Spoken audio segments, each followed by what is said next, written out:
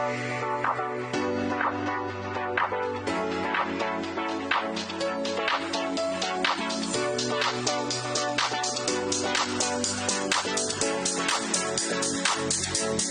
listening to the Dad Whisperer podcast with Dr. Michelle Watson Canfield, the place where you, as a dad, will gain more tools for your fathering toolbox, and where moms and daughters are also invited to listen into the conversation. Now, here is your host, Dr. Michelle Watson Canfield. Hello and welcome back to the Dad Whisperer podcast. I'm your host, Dr. Michelle Watson Canfield. I'm so thankful that we have this time together to meet today where you as a dad can add more tools to your fathering toolbox. And if you're a woman listening in, I welcome you here. And I love the fact that we can all sit as men and women, as learners, wanting to, I would say, add more tools to whatever kind of toolbox we have, a life toolbox. But because you know that my heart is really invested in helping dads be more equipped to dial into their daughter's heart, that's why I'm talking about you, Dad. But you know what the reality is? I truly believe we will have a healthier country from the ground up with healthier women. And so often, I talk to colleagues, I've seen this in the last 4+ decades in my work, is that you can see when a daughter doesn't have confidence, isn't very resilient, continues to spin out oftentimes in making poor life choices. And not always, but often, I would say more often than not, you can trace that back to dad wounds, to father wounds, or father voids, the places where dad was absent. And you know, my mentor for many years, Dr. Jim Friesen, would say he believes he calls it A and B trauma. A is the absence of good things. B is bad things that we can name. A is often the things we can't name.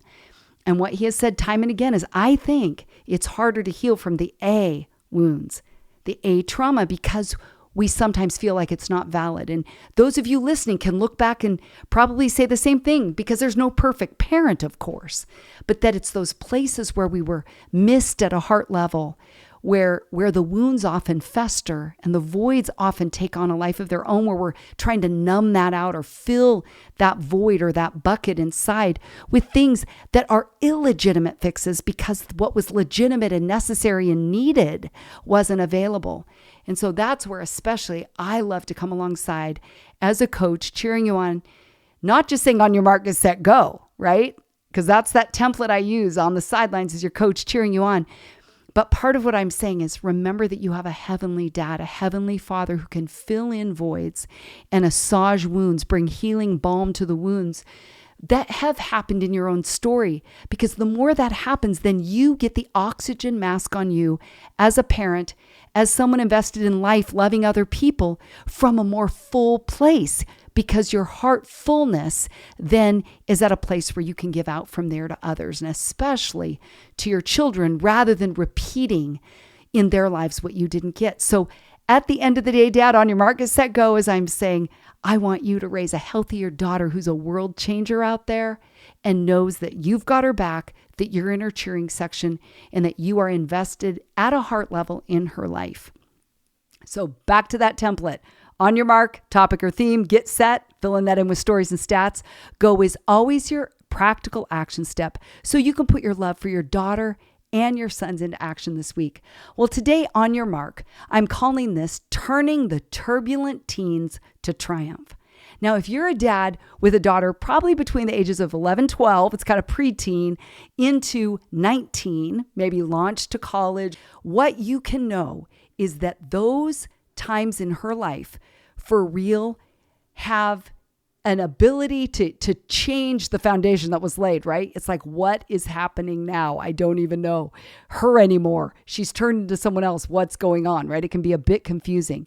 And so, Dad, what I want to encourage you here from my heart to yours to say, don't give up. This stage of life won't last forever.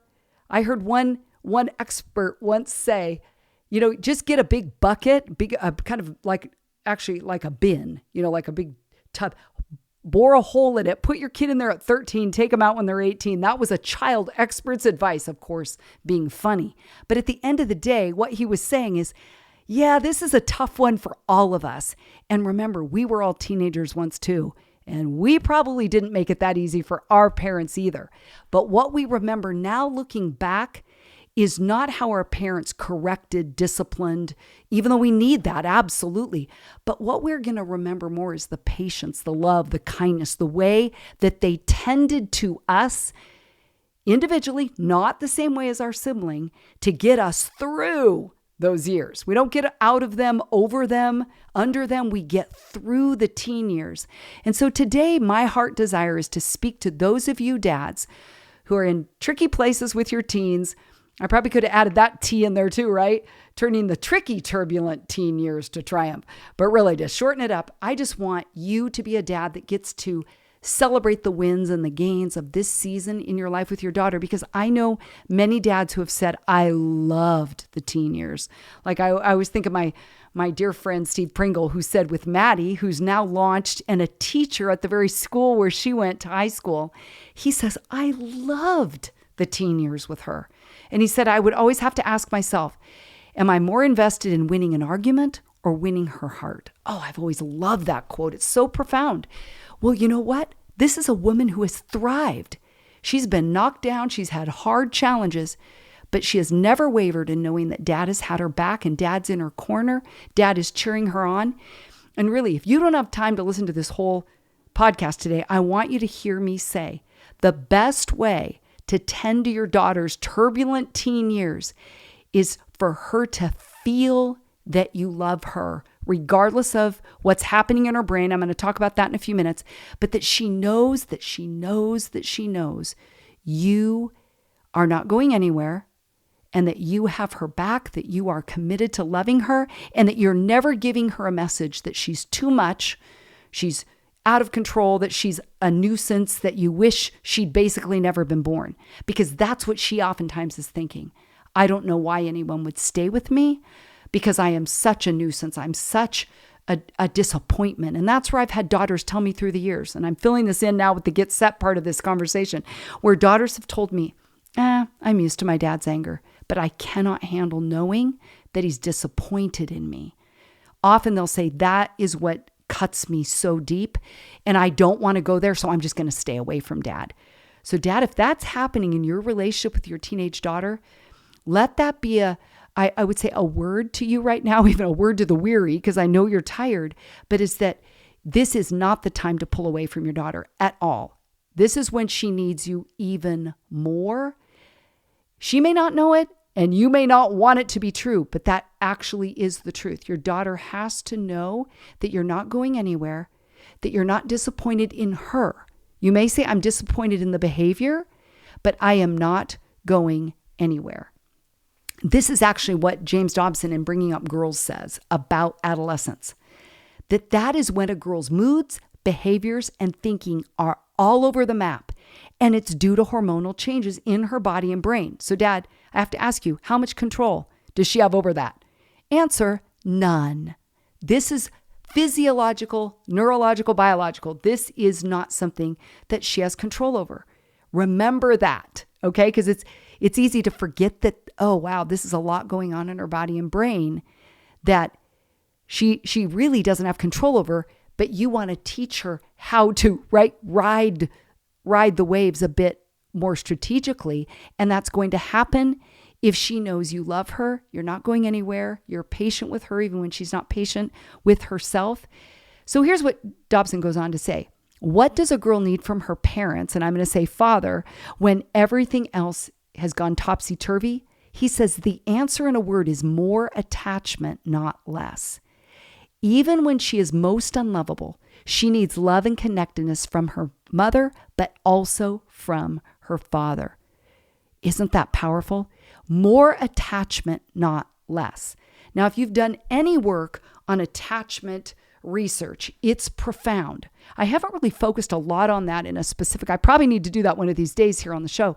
But this idea of attachment, there's a lot of people already doing work in that lane. And there's profound work out there about ambivalent attachment, anxious attachment, avoidant attachment. Basically, if I was to sum it up, you have one side that's secure attachment and one side that's insecure attachment. If you just remember those two headings, that'll be enough to ask yourself, does my daughter have a secure attachment with me? Which means you know you can't ever lose the connection, lose the attachment. Or does your daughter feel that if she doesn't please you, you'll reject her or be disappointed in her or angry with her or push her away?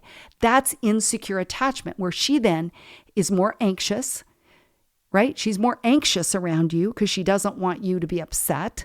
So she's doing everything not to tune into her own life and development, but to just not have you get mad or anxious. So that kind of really overarching concept of attachment with your daughter through her turbulent teen years. Boy, that's a tongue twister. I almost couldn't get that out. Her turbulent teen years is more attachment to you, not less, is a key. Years ago, I was talking to a friend of mine. His name is Alan Smith. Now, he was a Young Life. You probably heard of that. He was a Young Life director for years, I think 25 years, 35 actually. I think it was longer than that. So meaning he was spending a lot of time with teenage girls and guys. He co-authored a book called Prized Possession, right? So his whole thing to dads was like, let your daughter know that she's your prized possession. Now, some people might say, oh my goodness, let's not talk about possession. We don't want daughters to feel they're a possession, but I think you get the concept is let her know she's valued and prized to you. And he tells the story once of coming back from a weekend retreat, and he had all senior girls in the van. He's at the front, and he overheard their conversations where they were talking about, saying that the hardest part of their life was their relationship with their dad. Now, at the time, he had a 4-year-old daughter, and he was mortified. He literally said to them, you guys, you're the experts on, you're this age, you're 17, 18 years old. You're experts on this age right now. You're my experts. See, that's always a good one to say. You're the expert right there. And he said, what can you tell me that I can know now with my daughter at 4? What can I do now? Or what do I need to know that I don't know? Because I do not want my daughter at your age talking the way you're talking about your dads and saying that's the hardest part of your life for you. And here's what they agreed upon. This was their overwhelming mantra, their overwhelming theme, their response. They said, when we pushed our dad away, we wished that he didn't leave. We pushed our dad away, but we wished that he wouldn't have left. We wish he didn't leave. And I get that sentence is a little funky, but that's exactly how they said it to him. We pushed our dad away, but we wish he didn't leave. Meaning they were looking back going, we were pushing on our dad. So whose issue was that? Theirs or dad's? Theirs. This is part of getting more muscle. If you're lifting weights, you go from the 5 to the 8 or the 10. To build more muscle, you have to pull harder, push harder. That is part of the process, is it not, to gaining strength? So when your daughter is pushing against your rules, pushing you away, if your default is, I'm out of here, she doesn't want me around, good enough for me, I'll do what she's saying and I'll get out of here. But these girls are saying, we did that, but we wished that our dad didn't leave. He even said that they admitted that their adolescent brattiness, they would admit that they were brats. He said they were telling me that they know that they were being brats. So no wonder their dad pushed them away and wasn't engaged when they were at their worst. But they kept saying, we wish he would have kept pursuing us. Dad, if that's the only thing you take from this today, if you want to help your daughter ride out the turbulent teen years with more triumph than testing, I'm thinking, what are all the T words I can use? More testing, being tipped over, all those things that you don't want for her and she doesn't want. You got to hang in there through all the ups and all the downs. And if you are going to say something that you're going to regret, press a timeout, go get yourself grounded. I've always said, give yourself a timeout as many minutes as your age. And that's how you will probably avoid saying something you regret. Does that make sense? Let me tell you a couple other things here before we take a break. And that's that in the ABBA project. So again, for dads with daughters in their teens and 20s, I've had so many of them say that they got a bit lost in those years, like no roadmap. Mom tends to take over more emotional, more verbal. That's where moms have strengths oftentimes, not all the time, but often that dads don't have. And they say, you know what? I'm smart enough to know I'm making it worse. I'm going to back off and let mom go in. But did you catch what Dr. Dobson said? She needs her mother, yes, but also her father. And I don't think fathers hear enough that your daughter needs you during those teen years. And that's why I wanted you to hear Alan Smith's story, is daughters themselves, 16, 17, 18-year-olds are saying, we did not make it easy for our dad. Man, we were brats. We were pushing him away. But man, we wish he wouldn't have left. We wish he wouldn't leave. We wish he'd be in this life with us right now at this age, because your daughter is way too vulnerable to opposing forces from all different angles if she doesn't have a connection to you. So if you want your daughter to be more triumphant than turbulent, it means you're hanging in there with her and letting her know you love her. Even if you don't love her choices, you love her. Does that make sense? Okay, well, we're going to take a quick break. When we come back, we're going to be talking more about how to turn the turbulent teen years to triumph. We'll be right back. Are you a dad who has ever desired a deeper connection with your daughter, but haven't known how to go about it? Let's Talk Conversation Starters for Dads and Daughters is the very resource you need. Dr. Michelle wrote it with you dads in mind. This book will support you with scripted questions, equip you to decode your daughter, and inspire you with stories of other dads and daughters. Don't wait any longer to be the hero you want to be and that your daughter needs you to be. So, to let the talking begin, head on over to drmichellewatson.com/books and order your copy today. This book will become a favorite in your fathering toolbox and will give you the answers you've been looking for. That's drmichellewatson.com/books. Now, back to the Dad Whisperer podcast.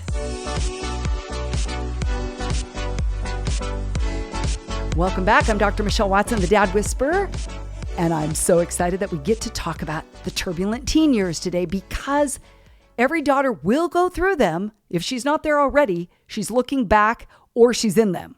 It's one of three places, which means every dad listening would benefit from hearing this conversation, because you obviously want to see your daughter triumph, not get caught up in the turbulence and knocked over. Let me tell you what one of the dads in the ABBA Project, Mike Hansen, said when his daughter was 16 and in the group. He said, "My daughter really likes breakfast out." He said, and he says in caps, like bold, highlighted. He says, like really likes it. See, he watched her. He listened to her. He's like, I know I can connect with her. Even at 16, where she's super busy, wants to be with her peers. That's what all the research shows. Peer engagement is key during the teen years. But guess what? They don't have money to buy breakfast often. They don't want to take her out to a maybe really nice restaurant because he's cheap, or that guy doesn't have money, or she has to pay for it herself if she goes out with her friends. But guess what? He's like, she really likes breakfast out, not at home, but out. He went on to say that she wants to do this every time. Once he took her out for breakfast, did the date questions, drawing her out, he said, she now wants to go to the same place every time for our dad-daughter dates. He said, she's on the upswing, I've noticed, with her self-esteem compared to 2 years ago. And he said, I want to help support building a stronger self-esteem. And he said, so now that we've talked about it, I know she'll let me know more how she's doing in that area. So see, dad led a conversation about self-esteem.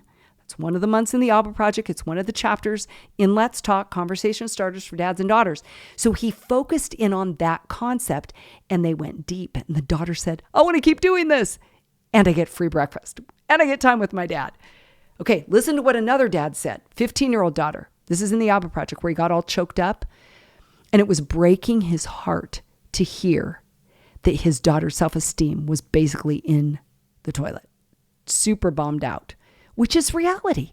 I don't think any of us, especially girls, get through adolescence without our self-esteem getting really challenged and oftentimes deflating. So Dad, you breathe life into her lungs by breathing life into her, which is through your words, through your actions, through your attitudes, through your stance, through your attention, through your patience, through your words, all of those things. But what this dad said is, he goes, now that we've been doing a once a month date for 3 months, he said, I don't think once a month is going to cut it.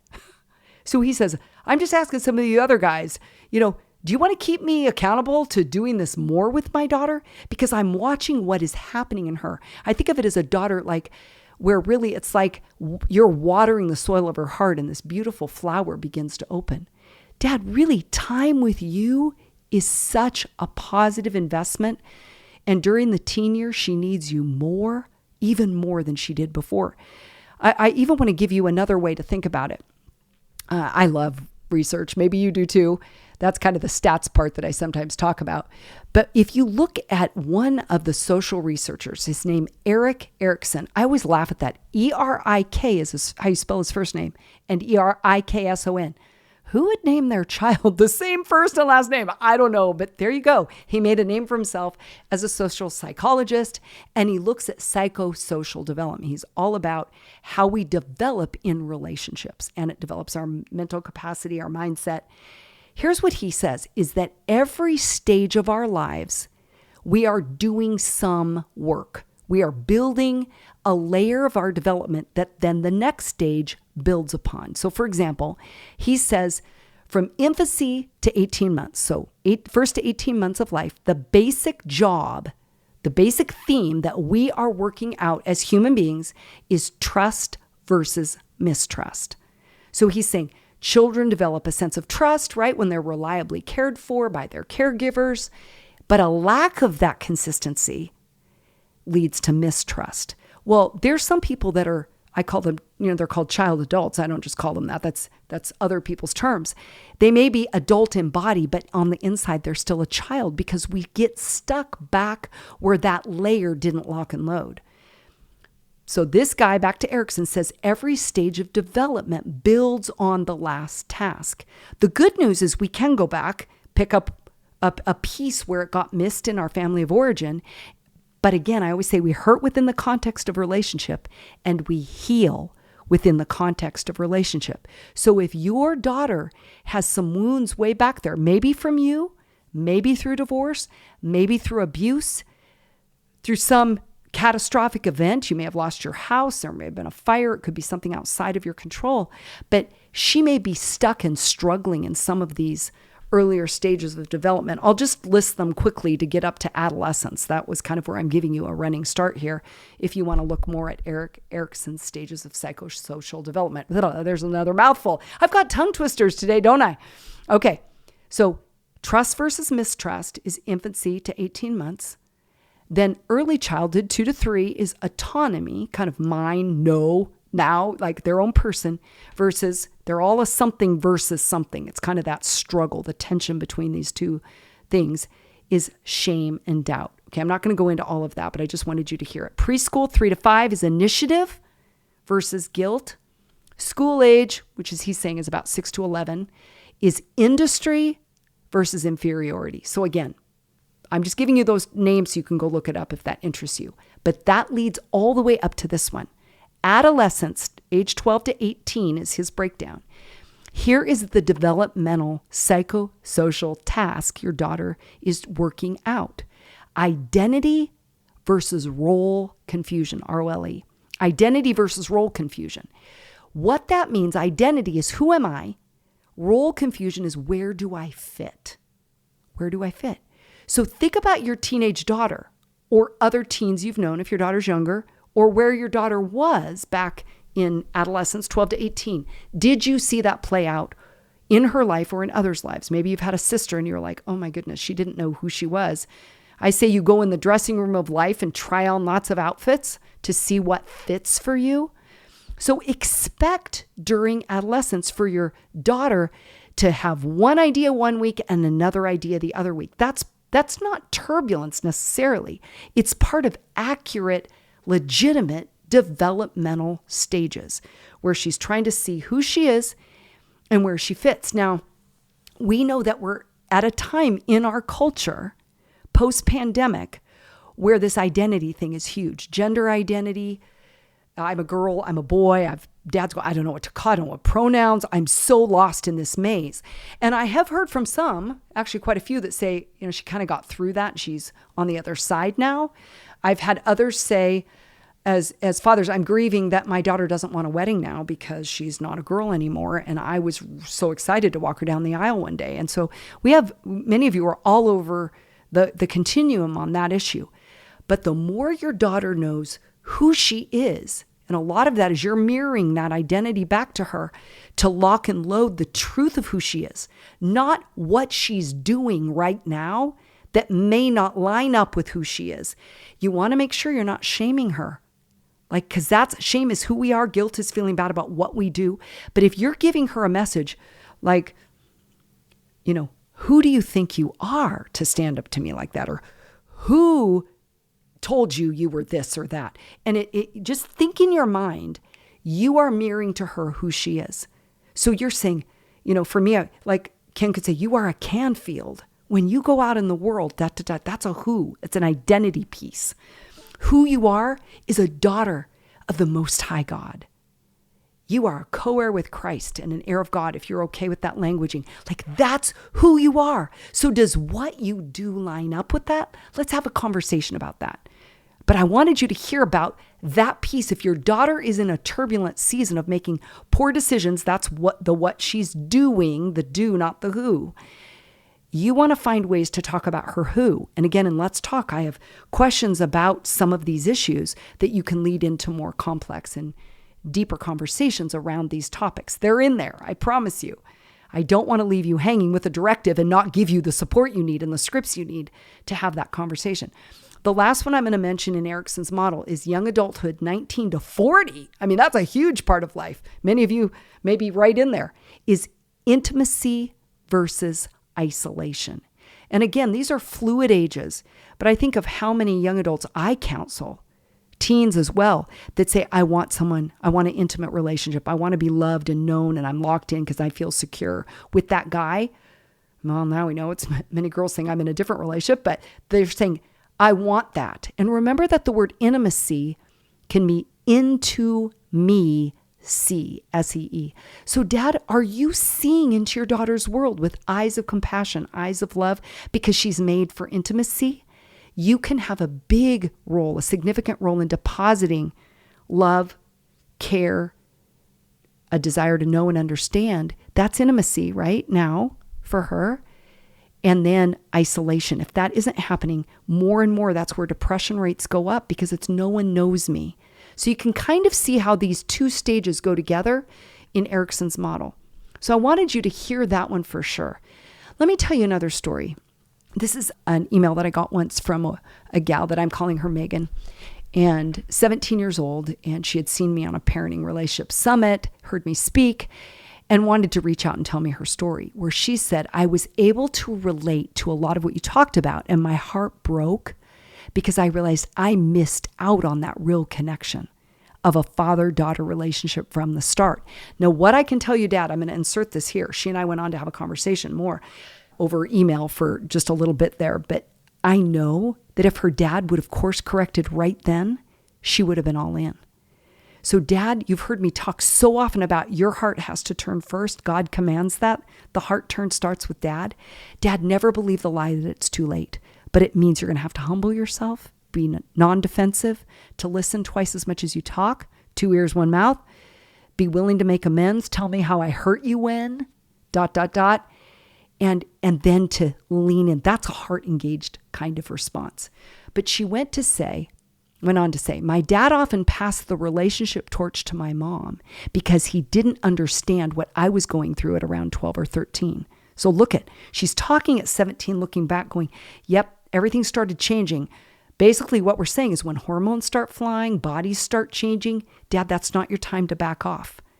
Your daughter needs you there. If your daughter is saying, don't touch me, you can say, would you be okay if I passed you a note, but your hand touched that to her? Can I touch your head? Can I kiss the top of your head? Can we put our pointer fingers out, ET touch? Like some kind of initiated response from you to say, where can we meet?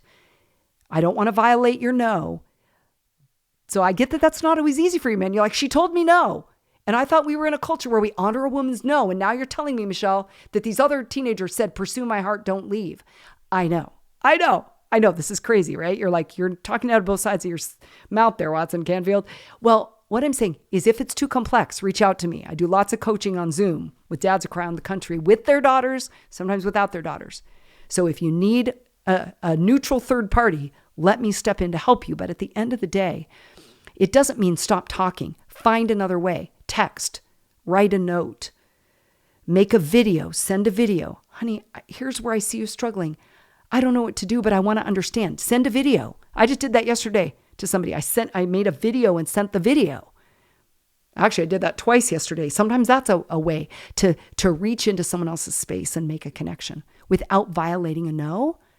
If they really say don't even send anything, okay. But find ways to not give up.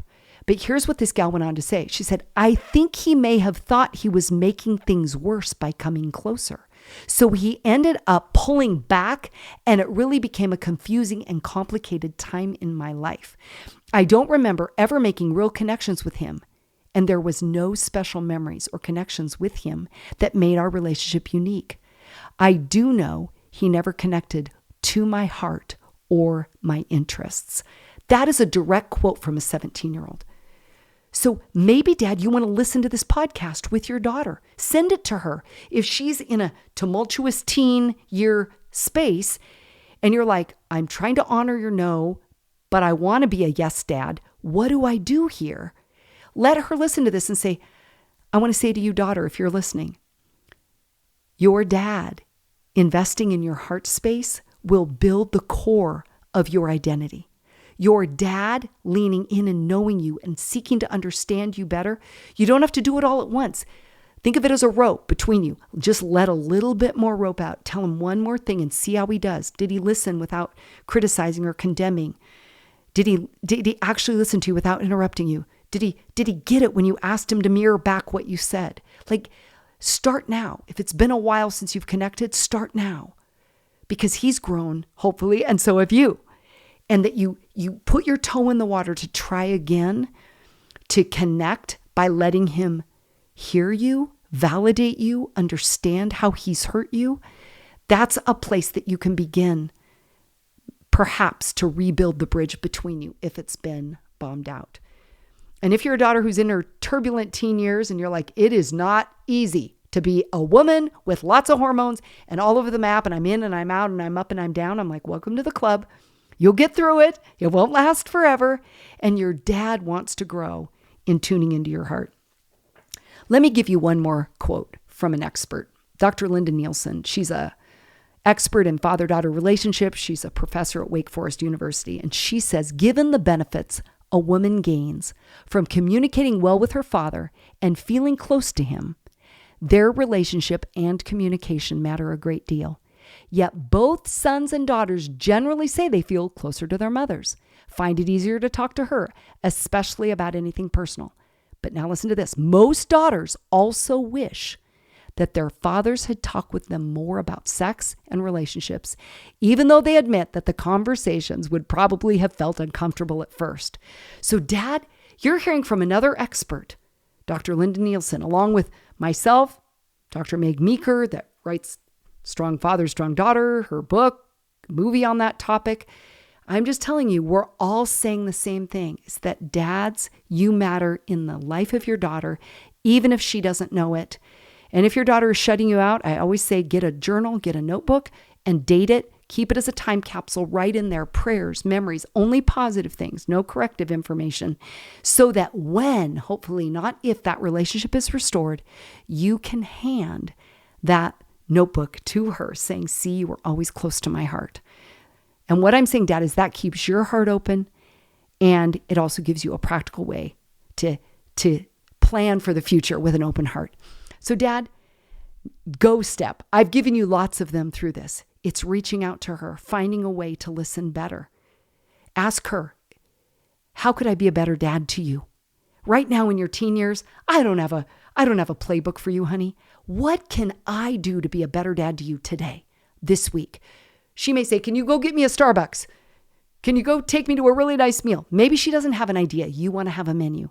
Could I go get you that? Could I do a job for you, a chore for you? Could I run an errand for you? Could I help you write a paper? Could I help you figure out this, that, or the other? I would love to help you with that. How can I be a better dad to you today? Dad, remember, you want to win her heart, not the argument.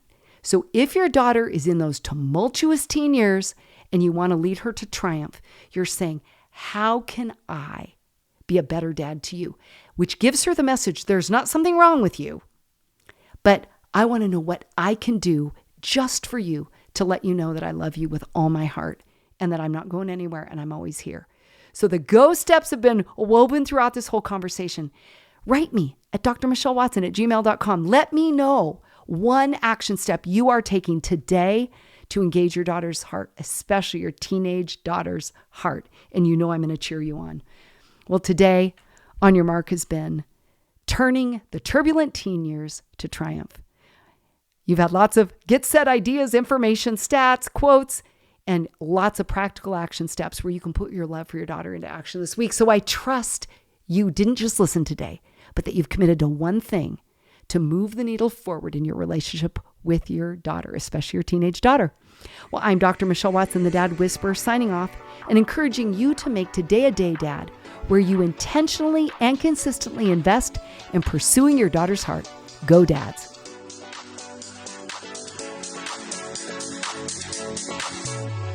Thanks for joining us for another edition of the Dad Whisperer podcast with Dr. Michelle Watson Canfield. If you're looking for more resources to support the father-daughter relationship, or if you want to connect personally with Dr. Michelle, you can find all the information you need at drmichellewatson.com. That's drmichellewatson.com. And remember, you can listen to the Dad Whisperer podcast anytime on Apple Podcasts, Spotify, Stitcher, and Google Podcasts. And while you're there, we'd love for you to subscribe and leave us a review. Thanks for joining us today, and we'll see you again on the next edition of the Dad Whisperer podcast with Dr. Michelle Watson Canfield.